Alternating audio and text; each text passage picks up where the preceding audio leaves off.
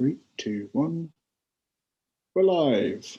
Great. Morning, everyone, and welcome to our English at Oxford talk. I'm here with Sos, Charlotte, and Maria, and I'll let everyone introduce themselves. I'm Alfie. I'm the Outreach and Admissions Officer. My pronouns are he, him, and I'm kind of emceeing the whole day. Sos.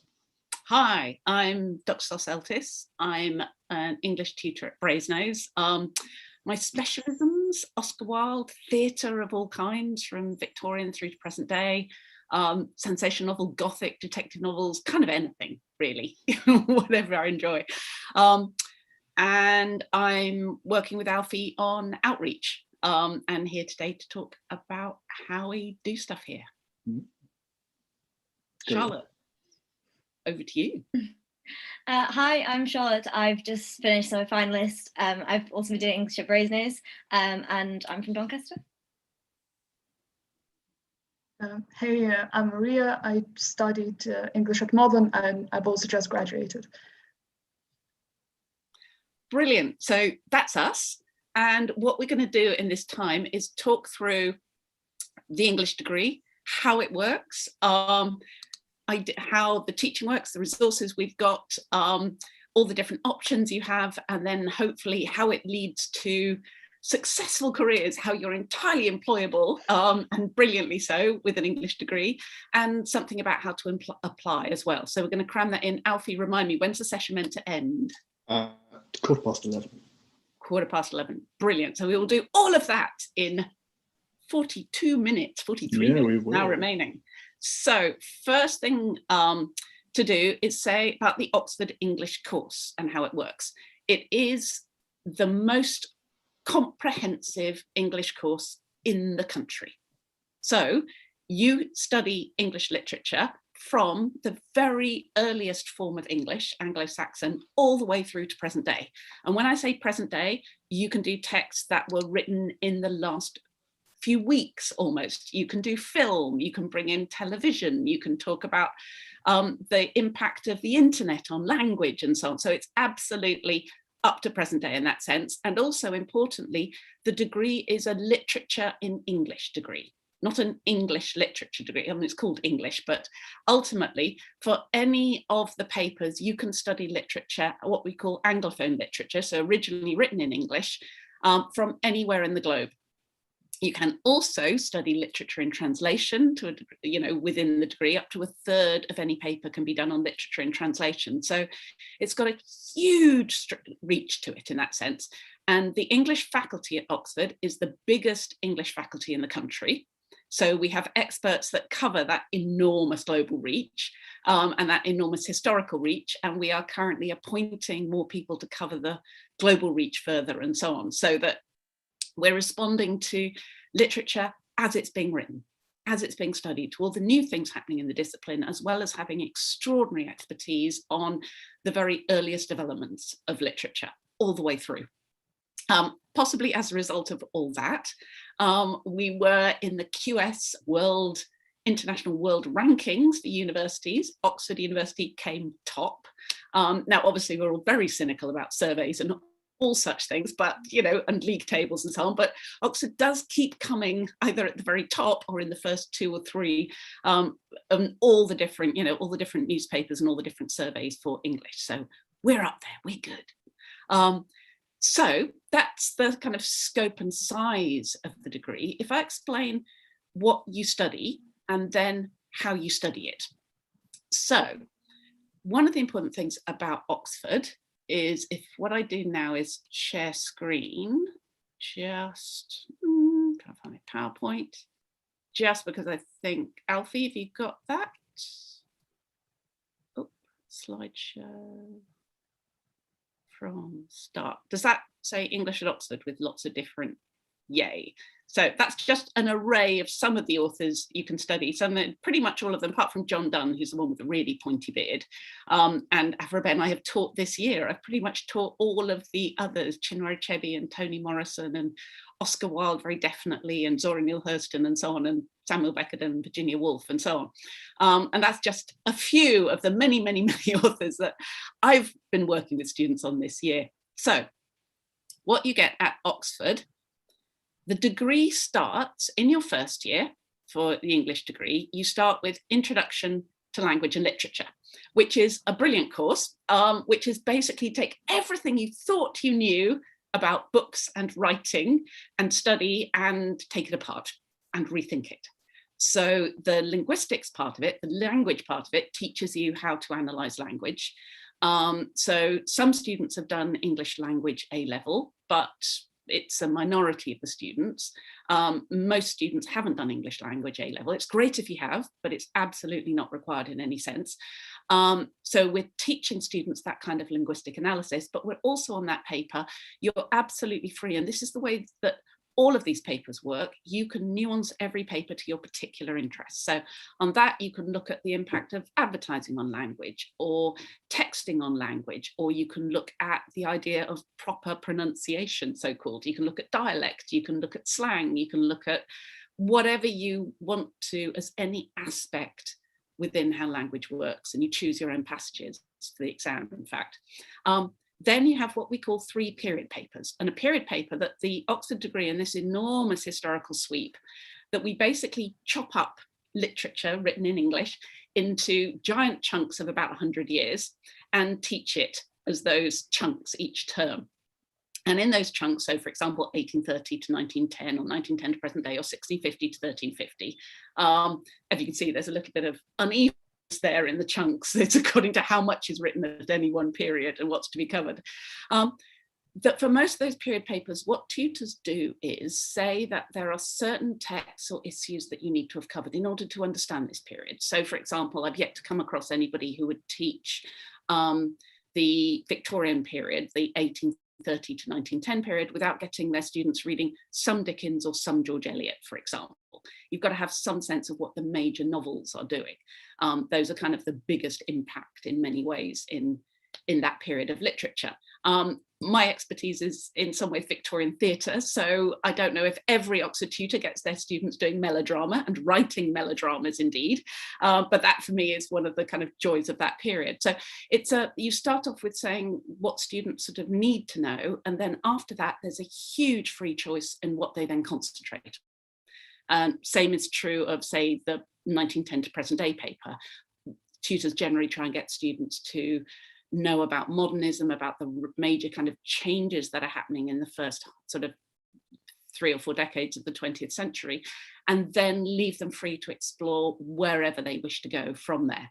And modernism as very definitely a transatlantic event, but really a kind of cross-Europe event that's in many ways, those kind of changes are about the impact from the rest of the world. It's very much a kind of global modernism is a new sense of that. So it's a huge scope to this. Then once you've passed your first year exams, and pretty much it's tough getting in, but once you're in, our students stay. We have a minuscule dropout rate. So we teach you well, we take care of you well. The university is fantastic on making sure that everybody has the financial resources to not just to remain in the university, but to flourish here. So pretty much everybody goes through. Then second and third years, more period papers. So you cover everything from 1350 to 1830.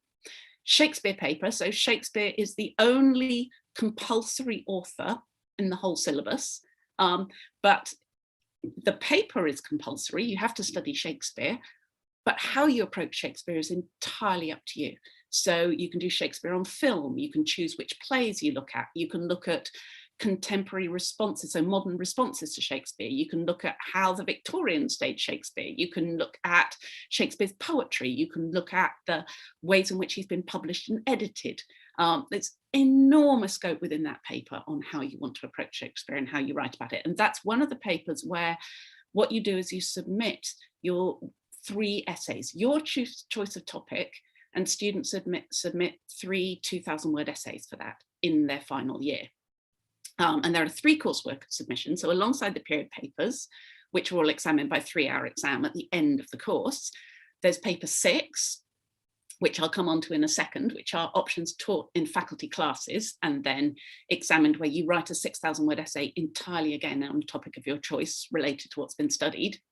And the final bit, your dissertation, which is a 8,000-word dissertation that is on entirely a topic of your own choosing within the entire range of the degree. So anything you can choose. So I've had students work on, well, Charlotte, I worked with, Charlotte who's here, on her final year dissertation on feminist utopias at the end of the 19th, the beginning of the 20th century.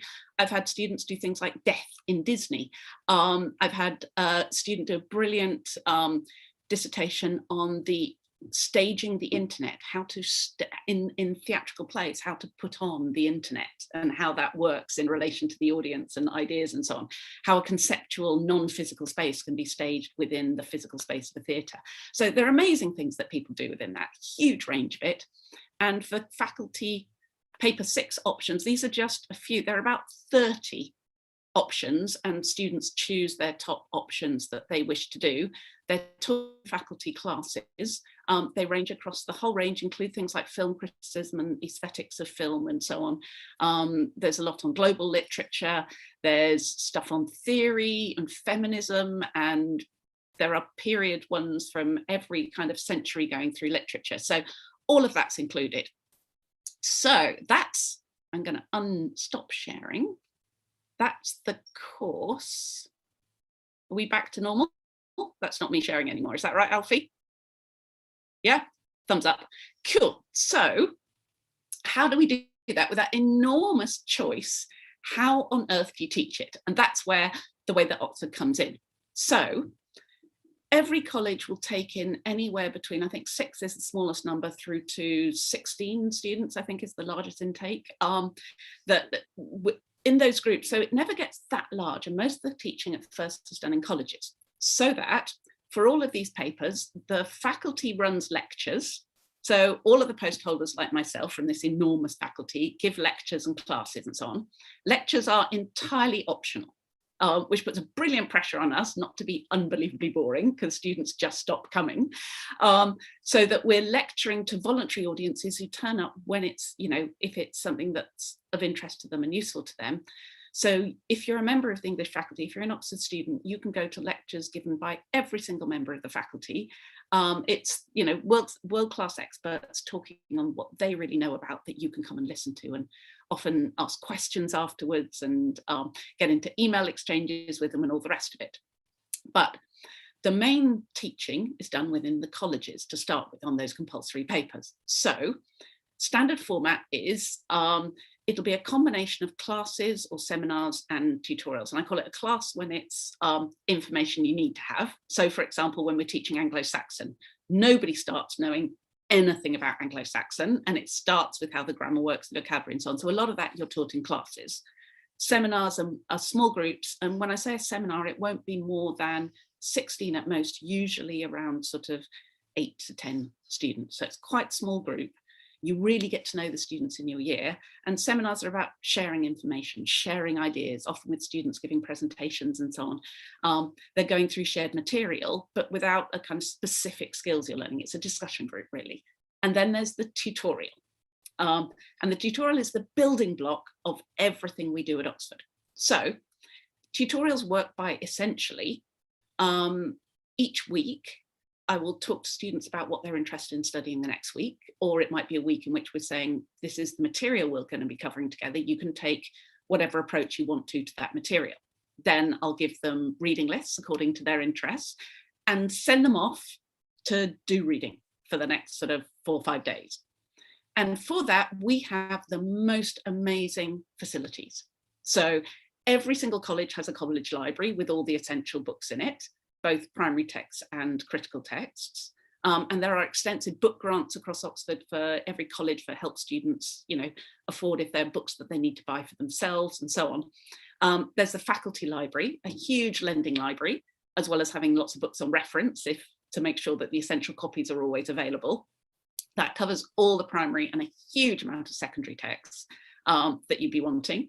In addition to that, there is the Bodleian Library. It's a copyright library, which means that every single book published in the UK ever has a copy in there. And one of the games that pretty much everybody plays at some point is something like, you know, some children's book that you loved when you were little and lost a copy of, and have they got it in there? They have. I ordered up the old Eagle annuals once that my grandma used to have that I read when I was about 6. And sure enough, the Bodleian had them. So they have everything. So you can read, and including manuscripts and all sorts of stuff that you can, when you're doing your research projects, ask to have access to. So extraordinary holdings in the Bodleian and enormous holdings online. So Oxford, especially under COVID, has subscribed to a vast, I mean, millions and millions and millions of online books.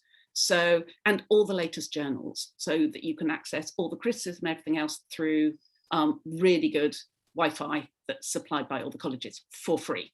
So you have all of that, you go away and read, you write an essay, you hand your essay in, and then in tutorial, you discuss your ideas. So that's how the choice is made available, because every tutorial starts not with what I think, it starts with what my students think. And it's absolutely about responding to them. So enough of me talking.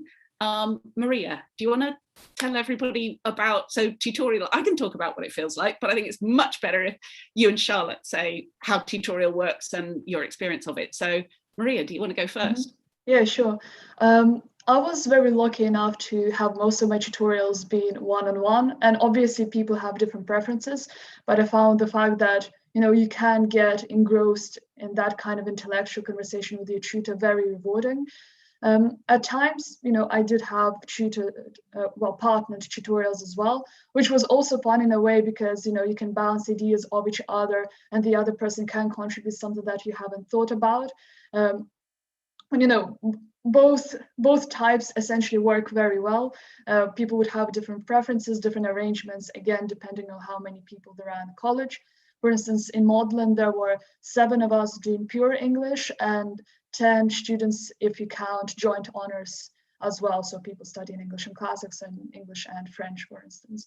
And yeah, apart from that, we also had classes, which was also quite fun because it was more what you would expect school to be like, except that because there were only 7 people, everybody had a chance to contribute. It was much more intimate. It was much more, well, fun, you can say, because you felt like everybody were involved and you could see people's different approaches. And with my class, for instance, everybody had like their own unique way of thinking. And, you know, if somebody went there and made, I don't know, a post-structuralist point about some piece of text and the other person focused on the biographical aspect of the author, it created a very comprehensive picture because of that. But in terms of one-to-one tutorials, which is what I mainly had, again, like the fun part is the fact that it's usually very casual. You have this great conversation. You usually write an essay beforehand and your tutor will read it. And when you come, I mean, I've heard in some colleges, like they actually make people read out their essays and it's more formulaic. In Magdalen, we basically talked about ideas. My tutor would tell me, for instance, well, that passage is good. Well, have you thought about that? Like, because, you know, every concept you talk about can be stretched in new, interesting ways. And a lot of the times, if they tell you a piece of information, then you can analyze it and integrate it further.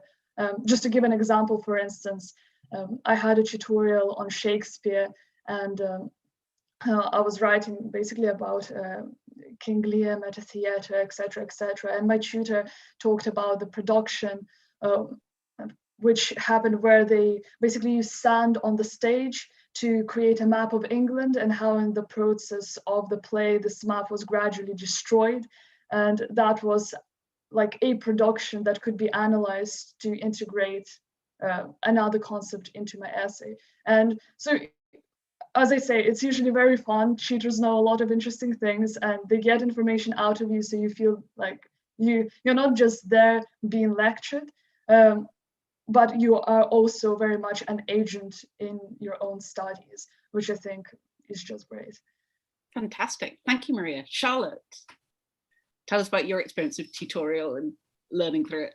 Yeah, I'm really grateful in a way that I was at Oxford and that I had the tutorial system. I think it's so valuable, and it's something that you don't have at most universities, just that opportunity for that sort of one-on-one or two-on-one like interaction, talking about, as Maria said, like your own ideas, like the thing that you're really interested in, and kind of having your own ideas stretch. So you've written something and you've kind of you've written it and you've thought it sounded good, but then the teacher's like, but what do you mean by that? Or how, but what about this? And it really, you really like leave each time feeling like you've really developed, and it's already something you're interested in because you've chosen to read that and write about it and from your own perspective, but you've also now got like so much more you can do with it. And I think I really, really valued the tutorial because like in a bigger class, I'm not the kind of person that like jumps in and gets in a big debate, or like I'm not always have that confidence. So having this like smaller group where you have to speak, like that is,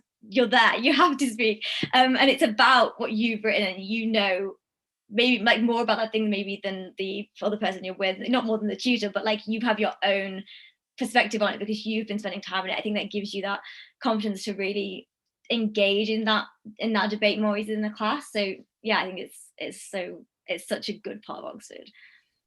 Fantastic. Actually, Charlotte, you raised a really good point there, which is one of the myths about Oxford, the idea that what we're looking for is super confident people.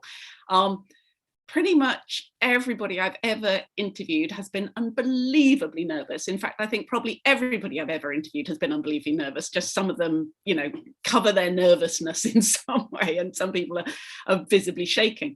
But nobody comes in with that kind of confidence or arrogance, actually. And I think in many ways, the tutorial, because it's one-to-one, it's one-to-two, it's just a conversation.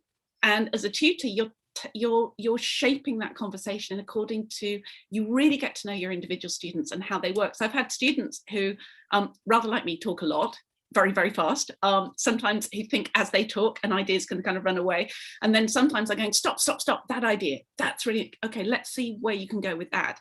And other ones where they're very quiet and very slow, and it's more about teasing the ideas out of them slowly, rather than going, stop, go back here, because that would not be helpful. So in that sense, there's nothing intimidating about the tutorial. I mean, unless you haven't done any work at all. In my experience, and when I was an undergraduate, the occasional tutorials where I hadn't done the reading enough, which were in a different way, you couldn't cover that because it does start with your ideas.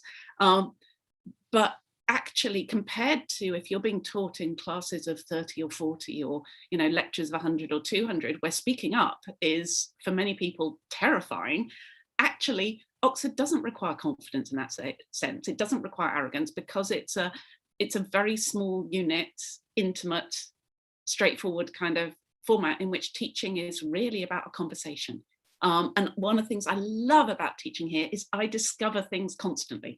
There are some of the texts, for example, that Charlotte was working on for her dissertation that I'd never read, that Charlotte knew about, I didn't. So I read them as a result of that. So my interests are being fed by my students' interests constantly, just as hopefully it works the other way around too. So it's sharing ideas and sharing knowledge. And then the tutorial as a conversation, often you get to somewhere you didn't expect to get to, because it's genuinely a kind of joint exploration. So you're coming up with stuff exactly as Maria said, in response to what your students saying and ideas, and sharing them in that. But then you talk them through so that you're taking your student beyond what they thought they knew into new territory, and finding out new stuff as you go. So that's and I have to say, the other massive advantage of the tutorial and small group teaching under COVID is that we've been able to continue doing in-person teaching through 2/3 of this year. Because you couldn't do, if it's lectures of 200, we've had to put all our lectures online because you can't get that many people in a room together under COVID regulations. But huge parts of our teaching we've been able to keep going with in person because it's small, exactly because it's small groups. So I have to say that's been another massive accidental advantage of the tutorial system. Maria rightly mentioned joint schools. So that's another very important thing to cover. So in that we offer straight English degree, and in the inverted commas single honours straight English degree, you can, after that first year in which you've done critical theory and approaches to linguistics and all the rest of it, and the 3 period papers, you can then, if you wish, choose, and about 1 in 10 or 1 in 15 of our students choose to do this, which is what's called course 2, where you study nothing beyond 1550. And you can do things like Old French, Medieval French, Old Norse, Medieval Latin. You can do all sorts of Icelandic. You can study sagas and things like that. So none of the students appear knowing anything about Anglo-Saxon, and about 1 in 10 to 1 in 15 of them absolutely fall in love with it, want to do almost nothing else but that for the rest of their time here. So there's another option there that many students take. But also from the beginning, we do joint degrees in English and history, English and classics, and English and modern languages. And for the English and classics one, you can do that without having studied classics at all. So in the first year of that degree, you choose either Latin or Greek and you learn the language from scratch. And then you join in with all the other students for the next 3 years, studying that relationship often between classics and English, which is a very, very close relationship. So you start, instead of starting with the Victorian period and the modern period, you start with the 16th, 17th centuries, which is on the English side, which is where the classics most inflected English literature in that sense, the response to it. And then in your final year, there are link papers on satire and pastoral and comedy and epic and so on, where you choose any 2 of those papers and look at the interface between, choosing your own texts and so on, the interface between those genres within classics and English. English and modern languages, you do your basic languages on the language side. So you do your sort of prose and translation and all that, and you have your year abroad. On the English side, you do the approaches to language and literature, so the theory paper on critical approaches and linguistics. And then you choose one of the 3 other period papers. Similarly, in your second year, you choose 2 out of the 4 period papers and so on, so that you're doing the core subjects plus other choices on top of that. And then you can write a dissertation that brings together your modern language and the English text, if you wish to. You can do that all the way through. So, for example, I don't know, French, going back to Victorian theatre, which is my thing, Oscar Wilde read huge amounts of French literature. That there are a huge number of French plays that were basically plagiarized by English writers and adapted for the English stage. So that would be a point where the French and English literature are absolute, there's a very, very clear interface between them. It's not that you're bringing 2 disciplines together that are separate, you're actually equipped to look at that relationship. History and English, again, it's incredibly historical, as you can tell, degree. So history and English at Oxford match beautifully. And in fact, Alfie did history at Oxford and is brilliantly in the swing of everything we're doing with the English faculty because he knows so much on that. So in that sense, there's a natural fit between those. And again, in your final year, you can do a dissertation that brings those, that really looks at that interface between history and English. Indeed, it's not even interface, it's a massive overlap in that sense. So those are the joint degrees. How long we got? Like 20 minutes left, is that right? So if I talk, there are 2 major issues I'd like to talk through as well. One is employability. So what does an English degree lead to? The answer is everything. I mean, really genuinely everything. So I've had lots and lots of students, for example, go into law. And that just involves 1 further year of a conversion course before you can become a lawyer. So you can do an English degree instead of a law degree, or indeed you can do a geography degree or an art degree, or any degree out there, and do a 1-year conversion course and then study law after that. Exactly the same as somebody who's done a law degree. Lawyers hate this, by the way. So don't tell a lawyer, they get very angry about that. But I've got a huge number of students who've gone on to become solicitors and barristers and so on, and they say tutorial, the ones who've become barristers say tutorial is the best training for being a barrister. You're taking on the issue very quickly, you're analysing what needs saying, you're picking things out, you're used to presenting your ideas and so on. So that's just one example of how English translates into other professions and so on. So we've got, I'll see if I can find, share screen again. There's a brilliant list of all the professions that, there we go. Yep, that's just some of the professions that, how do I do that? There. Some of the professions that English students have gone into. So I've got students who've become management consultants, investment bankers, gone into advertising. Lots of them inevitably and brilliantly have gone into journalism, have gone into publishing, lots of into teaching and so on. But I've also got students, some have become actors, directors. I've got professional poets in there. TV producers and so on, but also people who've gone into advertising and sales, people who've gone into administration, into the civil service, into the Foreign Office. They're a huge number of things. So ultimately, English, and Charlotte and Maria are a perfect example of this, teaches you to be incredibly analytical, very articulate. You can express your ideas on paper because every single week you're getting your essays analysed, not just for what you're saying, but how you're saying it. It means English students can express themselves extraordinarily and write like a dream. You're used to analysing language all the time. You're used to synthesising ideas. You're used to working independently and developing your own ideas. So critical thinking and independent thinking is absolutely at the heart of what you do. All of this, and you're used to working to incredibly tight deadlines. So Charlotte and Maria, you've just survived a quite grueling year of writing your own extended projects. Just say a little bit about what you've learned on time management, on driving your own things, on producing your own projects from that. Maria, do you want to go first? Sure. Well, this year, as has been mentioned, we had to do a special option and dissertation. So those were the two main projects which we really had to work basically alone, although we had some support from either the supervisor of a special option or our dissertation supervisor. It was really helpful, the fact that a lot of sources were transferred online, which meant that although I did have to return back to Oxford for Trinity because there were some texts that were only in paper version, I would say 90% of texts that I needed were available on Solo, which is like the online library that we use. And yeah, so in that sense, we had a comfortable time resources-wise. In terms of time management, for the special option, it was nicely structured in Michaelmas. So we would have classes every week for 6 times.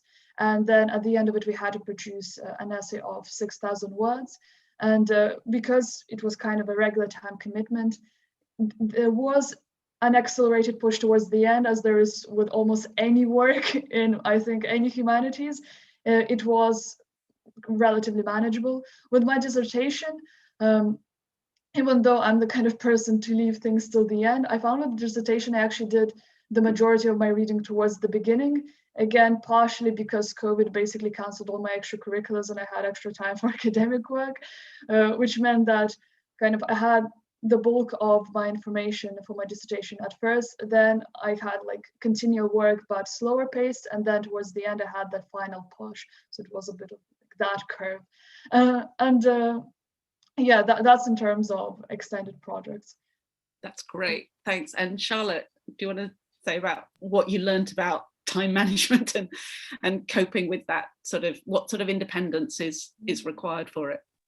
Yeah, it was really different from the first couple of years where you're sort of writing small deadlines, like I've got an essay due like next week and I'm just going to do a couple of days of reading and do that. It was more sort of developing the same idea over a long period of time. So you do some reading and then you come up with some ideas and you really learn how to, yeah, it is much more independent because you really learn how to take such a lot and do such a lot from a small interaction. So when we were doing dissertation, I would have like, these are my set of ideas, I'd send them to Source, and then we'd have like a half an hour conversation. She'd be like, right, this, read that, like read that, think about this, like we can develop that. And then you go off and do another week almost like sort of independently with that little. So you get this from being weekly kind of classes, tutorials, talking about your essay, to sort of you become much more independent. You can do such a lot with your ideas from like a small prompt, just like kind of you're just sort of being guided rather than sort of having this really structured time.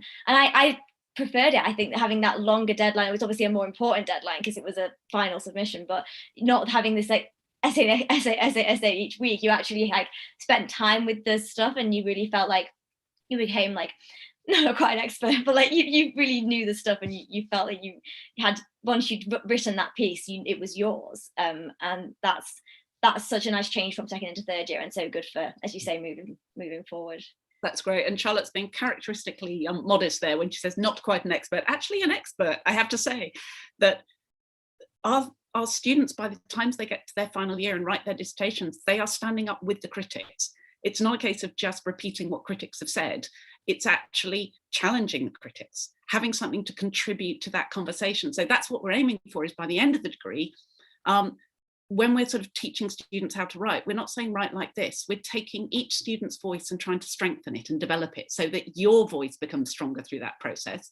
And by the end of 3 years, you're taking all those skills you've acquired and then your particular interest and excitement and entering that critical conversation, writing stuff that stands up with the critics and challenges them and engages with them and so on. So you're becoming actively part of that conversation, which is one of the joys to see people make that kind of progress over 3 years.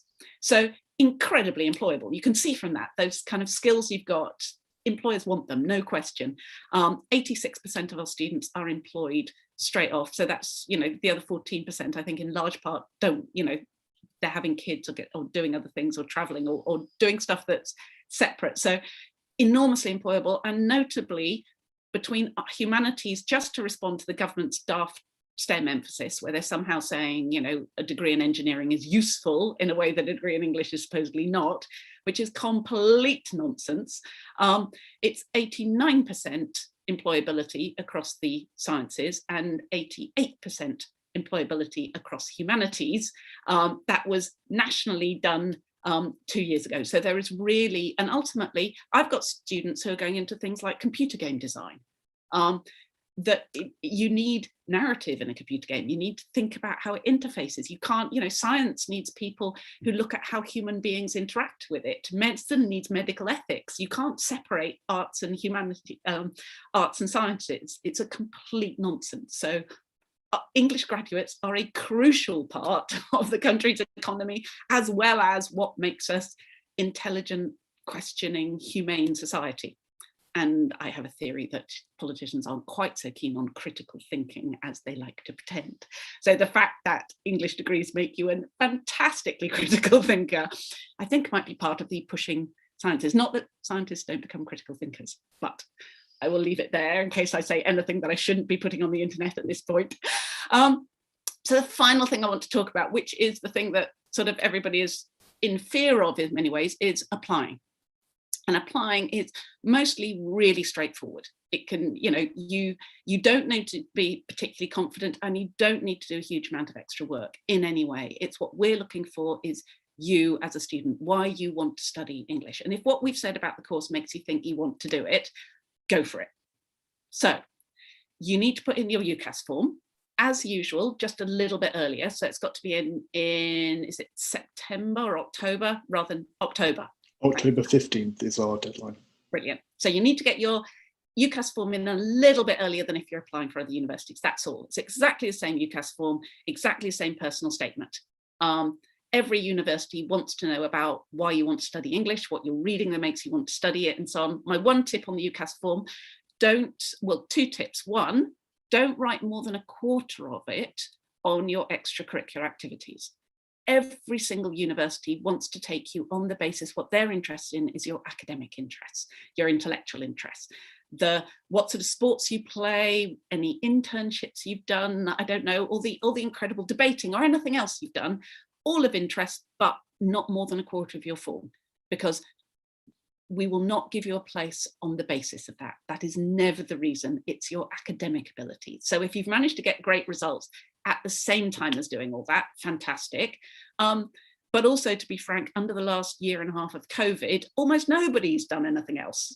Pretty much everybody's been stuck in their bedroom, or if they're really lucky, including a back garden. So it's not about that. Does not disadvantage anybody because it was irrelevant in the first place. It's about what you read, what you're interested in, what you want to know more about. That's what you want to talk about. So my other tip for personal statement is read it out loud before you hand it in. Read it out loud and make sure it sounds like you. So actually being sentences that you can read is part of the personal statement. It shows you can write. And sometimes people whether teachers get their hands all over it, or you start getting anxious and use big words that you're not quite sure what they mean. That can stop it being something you can fluently read. So that would be my other useful tip. Read out loud and check it sounds like you and that it's readable. That would be another useful tip. So UCAS form in, then you have to do ELAT. ELAT, the English Literature Admissions Test. Very simply, it's a set of about 6 or 7 passages all thematically linked. You choose any 2 and you have an hour to write an essay on them. So half an hour to read the paper, an hour to write an essay, bringing those together. It's not something you're meant to be taught for. It's basically taking the most basic skills you've been using throughout your school studies, which is close reading stuff, making up your mind about what's there, and then writing about it. There aren't set criteria for it. It's not a comprehension test. You're talking about the language, the imagery, the approach, the tone, the way that the topic's treated. You choose any of those and write an essay about it together. So, and we will, particularly this year, because we know that students have had a lot less practice at writing and getting feedback on it, we will be trying to make sure that those are marked where we're looking for what any student has to give in that sense. So if it's less polished than essays have been in past years because students have got less practice, and that's fine. That's not going to cost anybody. We're trying to look for potential in there. This is what the whole admissions process is about. It's looking for potential. So if you've got a sense from everything we said about the course and everything that Maria and Charlotte have said about studying here, it's looking for slightly different abilities than for A-level. So there's a lot more about independent thinking. It's not about being told what to think and reproducing it neatly. It's absolutely about what you're interested in developing your own ideas, thinking for yourself, doing research and so on. So exactly in the way that you will have had subjects that at GCSE, you knew you could get a good mark in, but there was no way you were going to carry on with. In the same way, it's not just about the marks you can get to A-level, it's about what's going to carry you through the next 4 years. So we're looking for independence of mind, for having your own ideas, the ability to read and think on your own, enthusiasm. I mean, actually that genuine love of reading, which is going to carry you through. As an Oxford student, you have to read a lot. Am I right? Like a lot. So you've got to genuinely love reading. It's got to be something that excites you and you're interested in, and ready to tackle things that you're not at home with, that you don't already know, an openness of mind and a flexibility of mind. So they're what we're looking for through the interview, through that whole process. So what we get is you also submit a piece of written work you've done in the normal course of your school studies, marked by your teacher ideally, but mainly that the teacher can show that you've written it. And some people are submitting exam essays, some people submit coursework, some people essays that they wrote over 2 or 3 nights, they had a couple of days to do it, it's homework, sometimes they had a week to do, sometimes it's on text they've studied for 3 months, sometimes it's on a text they just started studying. And on the cover sheet, you get to say all of that. So we're comparing unlike with unlike constantly. It doesn't matter, it's just another chance to show how you can write.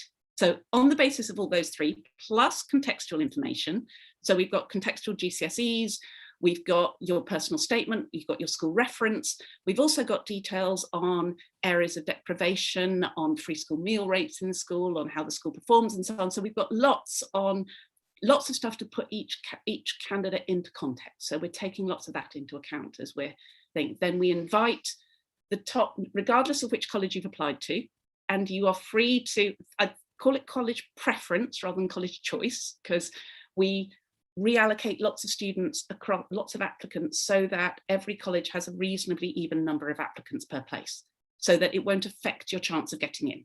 So you can stay to college preference, but don't worry, you can also just leave it free for it to be computer allocated to a college with fewer applicants. It will make no difference, your college choice, to your chance of getting in, really importantly.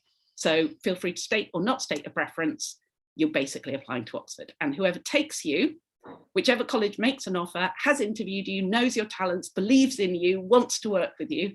So that is where you will be happy, no question. That it will work that way. We've tested it out in a sense. We've done interviews very like tutorial.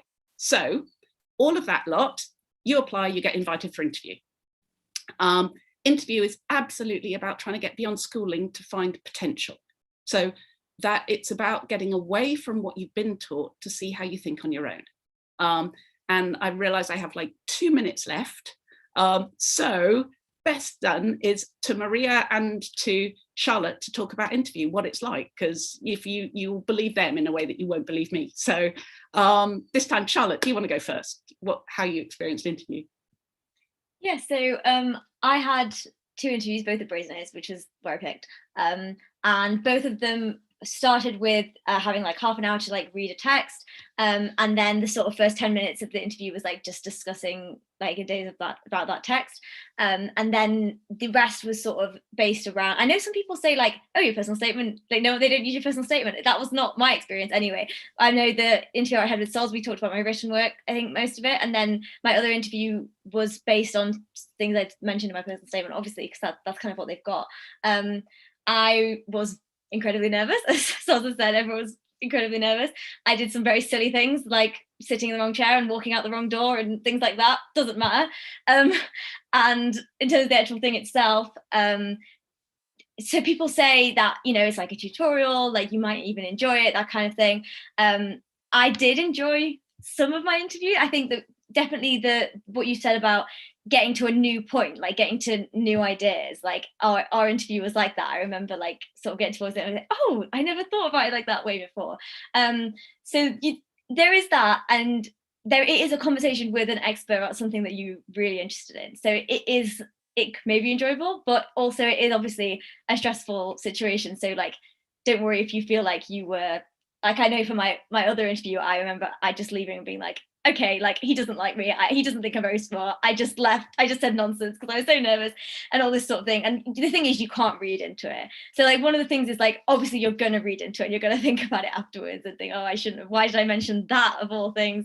But I think importantly, like the tutors know what they're doing, they're guiding you to think differently, and you can't necessarily know what they took from the ideas that you presented. And to you, what you've said obviously sounds like dull because you thought, like me and Stos always say this thing about like, if you think that you can do that thing, or you know that thing, you think that thing is not very interesting, it automatically becomes less interesting than what someone else has to say. But actually that thing is new to that tutor, and that may have been something really, really insightful that they really thought was helpful. So I think, yeah, don't read into it too much, just have the conversation and engage in the ideas, because it is such a privilege, but a privilege that you've earned to be their interview. Like they already think that you're really great. So yeah, just go for it. And it's like, it's obviously okay to be nervous and stressed. Fantastic. And Maria? I very much back Charlotte in terms of the attitude to interviews that you should have. I personally enjoyed all of my interviews, but in terms of how they went, I had very different feelings. I had 3 interviews in Magdalen, 2 of them text-based and 1 just a general one, and 1 a very long one in Merton, which basically combined the general and the textual. And for the textual interviews, they're very much focused. You get 10 minutes to read the text, then you basically discuss them like a unseen exercise. I guess you could kind of compare it to the A-level unseen poetry exam, but except that it is actually a casual conversation. My general interview was like one of the more enjoyable ones. I very much got asked about some of the questions I asked did pertain to my personal statement. For instance, I wrote about comparison between some Russian literature and English literature, and my future linguistics tutor asked me about what I perceived to be the differences in language and how they affected. And another tutor asked me about Waiting for Godot and kind of theater of the absurd have, its own internal politics, etc. And my Merton interviewer also very much enjoyed with questions like, why do we read Virginia Woolf if there is no narrative? So it's one of those questions which you definitely at least subconsciously think about when you read a book, but when you actually get to talk about them, you find that there's much more to be said on that topic. So yeah, I say just enjoy your interview, and you will always have something to say if you enjoy the text that you've mentioned, whether it be in your personal statement or elsewhere. Fantastic. Thank you, Maria. So really importantly, the interview, what we're looking for is what students do know. So it's absolutely not about firing off questions. So what we're looking for is the particular interest, the particular text that students know and are happy talking about, and then the conversation goes from there. So it's not about that myth that we're firing off questions out of nowhere, but rather saying, what are you, discovering what student knows about and then exploring it further and seeing how they can rethink it. And it's the same with the poem or the extract or whatever get given. It's not about you walk in and deliver your your interpretation. It's about exploring it together. And often, huge number of students I've made offers to misinterpreted things, got the wrong end of the stick and so on, but we're able to rethink it. So a lot of that shows your teachability, your ability to move on from one way of seeing things into other ways and so on. But it's basically a conversation. It's that simple. And next year in December, when we'll be doing it, it will be online. So there'll still be extracts and so on. We'll send them like half an hour in advance, whatever, for you to look through and then talk through them. And actually the online interviews, it does mean, the real shame is you don't get to come to Oxford and meet all our really lovely students and have a time sort of, seeing around the colleges and hanging out and all the rest of it. But the advantage is you don't need to leave home, if that's an advantage. So it won't interrupt anything. But it's, again, in my experience, every student starts off nervous. And once you start thinking about things, once you're talking about your ideas, everybody forgets to be nervous. They just stop being, because it's about that conversation. So I think interviews are often seen as the most daunting thing, but they're actually the most straightforward in many ways. And I think they also really help on the, before you arrive, you can do it. You've had those conversations. I'm always telling my students before exams and so on, look, I know you can do this. You do this kind of being confronted with a question and then thinking through things on the spot. You did it in interview, you do it every week in tutorial. So you become very, very used to developing your own ideas, responding to things, rethinking material and so on. And that's the excitement of it. It's a excitement of discovery. The whole degree is this amazing discovery of new literature you didn't know. So nobody has studied huge amounts of the literature you cover. We teach you, we introduce you, we give you choice. You then explore your own way through this enormous landscape of literature in English. You find your own path. You find nobody goes through it the same way. And it's watching students make those discoveries is brilliant, and then sharing the findings. I find it incredible that somebody pays me to do this, because it's just a joy working with people like Maria and Charlotte. It's incredible. Is that, Alfie? We're out of time, aren't we? We are, yes. So thank you very much, Sas, for that talk, and thank you very much, Charlotte and Maria, for sharing your experiences of English at Oxford. So yeah, I'm going to end the YouTube stream now. But to everybody watching, I do invite you to join us later in the day when we've got Emma Smith giving a lecture, a wonderful Sus will be giving another lecture, and we'll have a Q&A with undergraduates where you can ask them any questions, and Maria and Charlotte will be there for that. So we hope to see you all later today. Thank you. And if you've got further questions, stick them on Slido and we'll come on and answer them. But thank you very much for watching.